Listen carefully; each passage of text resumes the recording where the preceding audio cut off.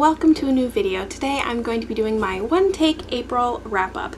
So if you haven't seen any of these yet, basically I'm wrapping up everything I read in the month, but I'm not editing the video at all because I hate editing wrap ups and I don't have the time for it. So let's just go ahead and get to the wrap up. I read about 14 books this month. I read a lot of novellas because I have a themed reading vlog for novellas going up next week-ish.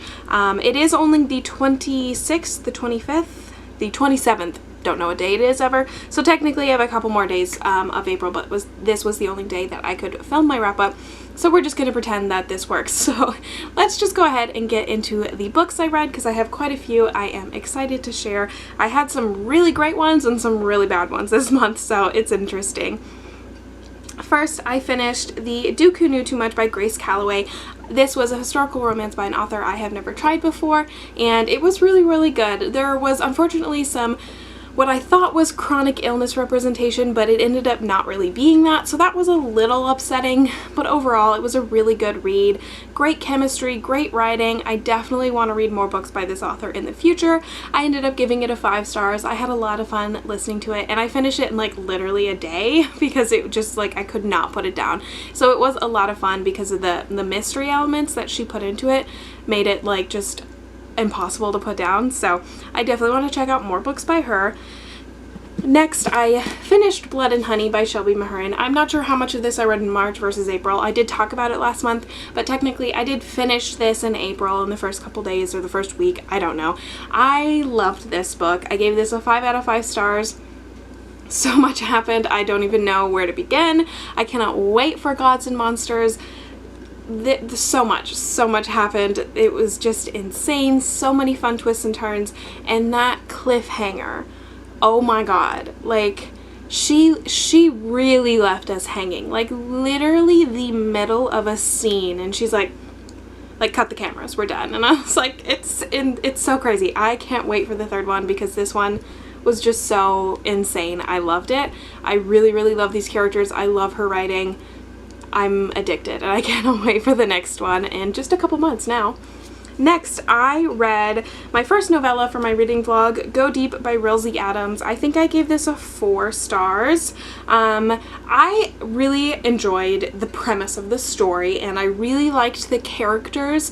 I just didn't love the writing, if that makes any sense. Like, something about her writing style just didn't vibe with me. I don't know why, but I did like the characters, and if you want to hear more about all my thoughts on these novellas, I will have that reading vlog, I believe, up either a couple days after this or about a week after this video. So should I have planned ahead and made sure the novella video was up first? Probably, but here we are. So next, I read The Assassin's Blade by Sarah J. Maas. I really enjoyed this book. I did. But it was really depressing at the same time. I did give it a 5 out of 5 stars. It just, nothing happy happened in this book. Like, there was a possibility of happiness, and then it was like, nah, not today, not with Selena.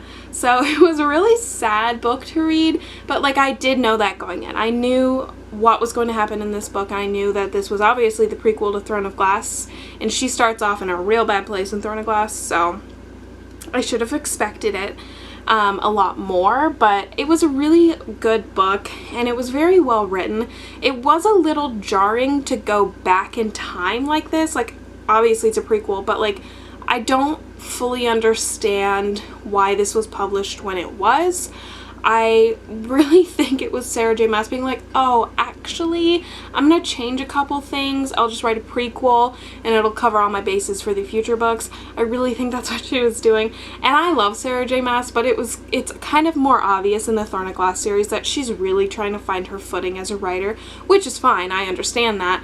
But like everything in ACOTAR feels so perfectly planned out. There's plants, like seeds to everything. And this one was just like, oh, let me just go change a couple things. So like I did enjoy it. It just was a weird time to read this book, but I also feel like it's necessary to read it in order to understand truly who Selena is and understand her history, in order to understand her decisions in the present and in the future. So I liked it. It was just a weird placement in the series. I did read them a little bit out of order. I read Air Fire first, where this was technically out first. But honestly, like, this probably should be read even before Throne of Glass, and I'm usually someone who very much thinks books should be read in publication order, but I don't know where in this series this book even fits. So yeah, I really liked it. Just an odd experience going back in time to read a prequel like this. But yeah, I gave it a 5 stars still. So next I read another novella called Naughty Boss by Whitney G. This was quite a short one, but I really liked it. I gave it a 4 stars, and it was very 50 Shades of Grey, like minus the Red Room stuff, but I really did enjoy the characters, and it was a fun, well-written book, and it just had a lot of like funny banter, so I liked it, and I definitely want to read more in this little collection she has. She calls them the Steamy Coffee Collection, and I would definitely like to read more of them. Next, my next novella was Set by Alexandria House. I did like this one. I'm looking at my Goodreads, by the way, because I can't remember anything. I gave this a 4 stars. I had heard so many amazing things about this like series, and I did really like the first one.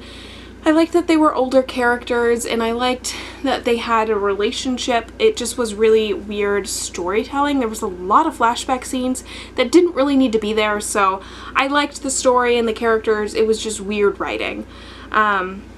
Next, I read When Beauty Tamed the Beast by Eloisa James. Check the step back. Love it. Beautiful. I listened to this actually, but I do own a copy.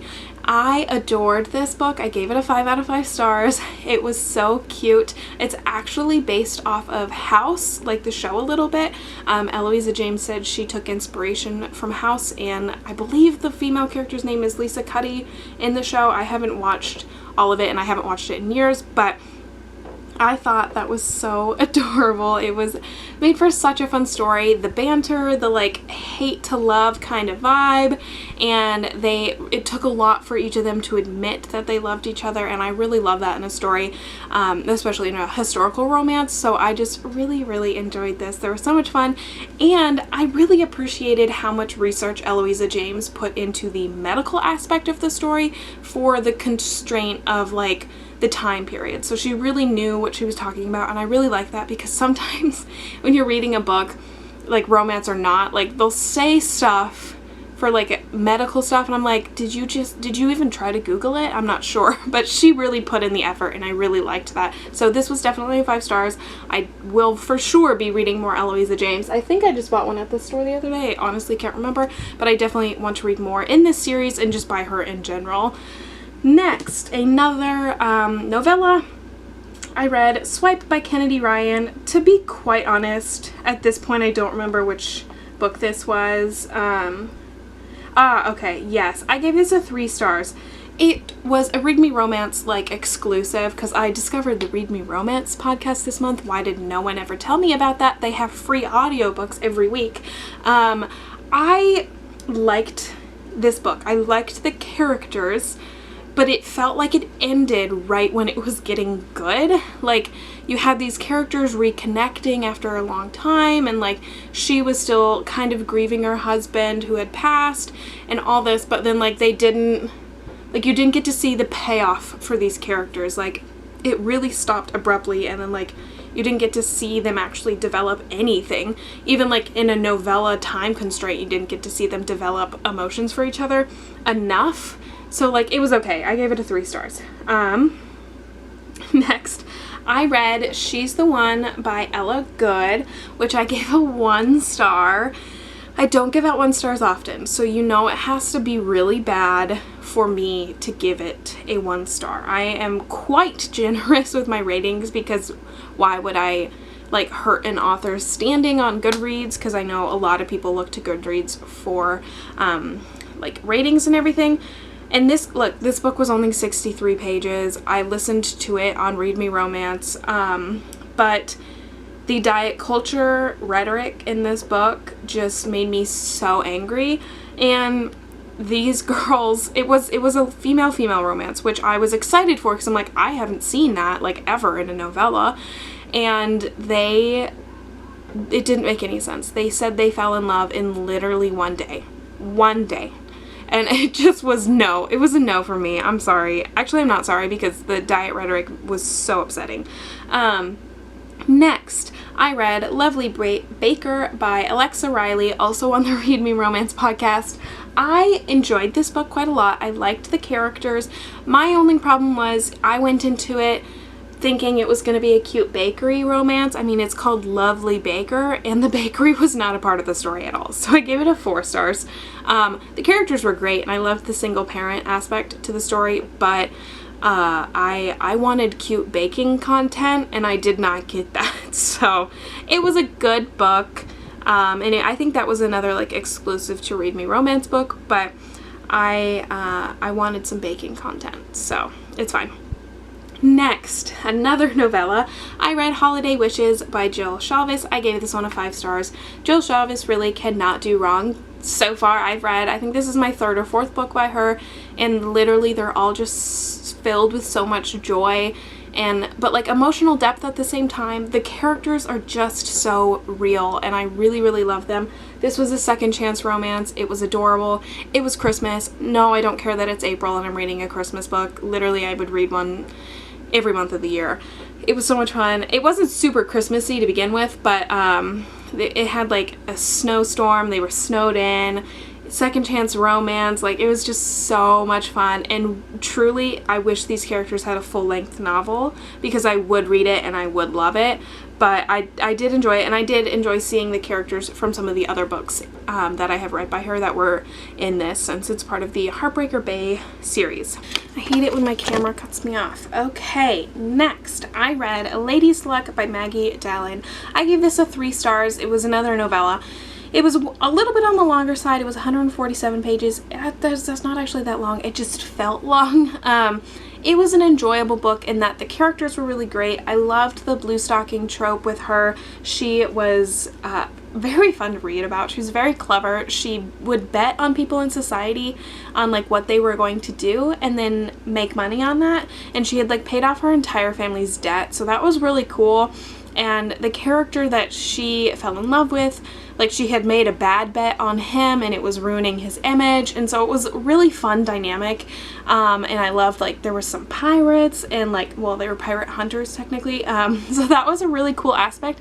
The only thing it was missing is it was actually like a clean romance. Like, there was not any steamy scenes. There were like 2 kiss scenes and that was it, and it just felt incomplete without like that aspect of the story. And I wish it had like advertised that it was some sort of clean romance. I don't know, maybe that's all this author writes, I don't know, but I did enjoy the characters. It just wasn't the best I've ever read, so a 3 stars. Next, I read Once Ghosted, Twice Shy by the from the Reluctant Royal series by Alyssa Cole. I have read one of these books before, and this is a novella within that series, and I really, really enjoyed it. I finished this morning actually, and it was just a cute story. It was kind of a second chance romance as well. This is a female-female romance, which I appreciate that this one was fantastic compared to my other one. I give this like a 4 or 5 stars, 4.5, whatever you want to call it. I really enjoyed these characters. This followed the sort of assistant type character to the prince from the other book that I read, and she had met this girl when she was in New York in that first book, and they had like 4 days together, and then the girl was like, actually, you know what, I can't do this. I can't even consider long term. We got to cut this off. And she was heartbroken. They were both heartbroken, but they didn't talk for like 8 months, and now she's back in New York. She's living in New York because the prince is, and they run into each other again, and they sort of rekindle their romance, and it was just so sweet. And there was actually a lot of like really important, like, not social commentary, but it was a really important storyline. There was a part about her aunt who was being deported, and she had to take in her cousin because of it, and it was just so good. And then the prince assistant being able to help her with that. I don't know what their names are. I'm sorry. I'm literally the worst with names. I finished this a couple hours ago and I can't remember what their names were. But either way, I really, really enjoyed it. I thought it was so well written, and I think it is just such a fun series. I definitely want to read more in this Reluctant Royal series. I've read just one of them. Now I've read 2, so I definitely want to pick up more because it was so much fun. And then the next the last book, really, that I'm going to finish in April is Lord Dashwood Missed Out by Tessa Dare. I technically still have like 45 minutes left in this audiobook, but I'm going to finish it today. This is just the time I had to film this wrap up. I love this book so far. I'm going to go out on a limb and say I'll give it a 4 out of 5 or a 5 stars. I really like this Spindle Cove series. I will say this is 4.5s in the series, so like there has been 4 couples mentioned and I only recognize one of them, but that's only because I've only read the first book in the Spindle Cove series. But it is really nice to see them and see where they are and to see them married and like see how they're doing. I love that. And this is following not necessarily someone who actually lives in Spindle Cove, but she is an author traveling to Spindle Cove to share her pamphlet. I don't know why they call it a pamphlet and not a book. Maybe it's like a short story with some of the ladies of Spindle Cove. If you don't know, Tessa Dare's Spindle Cove series is like this town where a bunch of women live that don't really fit into society, like London society. They might be like too old to get married, which, you know, in that time was like 28, and they just don't really fit in if they're blue stocking, whatever. And she's traveling there to share this pamphlet with them at the girl from the first book's little shop, her little apothecary. I can't think of her name right now, but it's really sweet, and I love it because she gets on this carriage with her childhood friend on accident, who she has been in love with all this time, and he's been in love with her too, but neither of them have ever said anything about it. Also, this pamphlet that she's gotten famous for writing, she wrote it about him, and he knows. She changed one letter in the name, and he's like, come on, you couldn't come up with something better.